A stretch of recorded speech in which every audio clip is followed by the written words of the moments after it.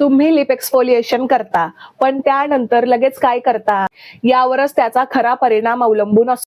अनेक जणी स्क्रब केल्यानंतर काही वेळ काहीच लावत नाहीत, पण एक्सफोलिएशन नंतर ओठांवरील जुनी मृत त्वचा निघून गेल्यामुळे नवीन त्वचेतील ओलावा पटकन कमी होऊ शकतो.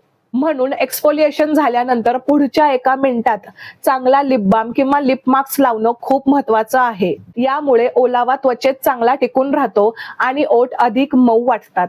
आणखी एक गोष्ट, एक्सफोलिएशन करण्याआधी ओठ पूर्णपणे कोरडे असतील तर आधी 2-3 मिनिटं साधा लिप बाम लावा. त्यामुळे मृत त्वचा थोडी मऊ होते आणि एक्सफोलिएशन करताना ओठांवर अनावश्यक घर्षण कमी होण्यास मदत होते. लक्षात ठेवा, लिप एक्सफोलिएशनचा उद्देश ओठ जोरात घासणं नाही, तर मृत त्वचा हळूवारपणे काढणं आहे. याबद्दलचा संपूर्ण व्हिडिओ माझ्या YouTube चॅनलवर आलेला आहे. अशाच असंख्य वेगवेगळ्या विषयांच्या मराठी व्हिडिओंसाठी मला YouTubeला सबस्क्राईब आणि Instagramवर नक्की फॉलो करा.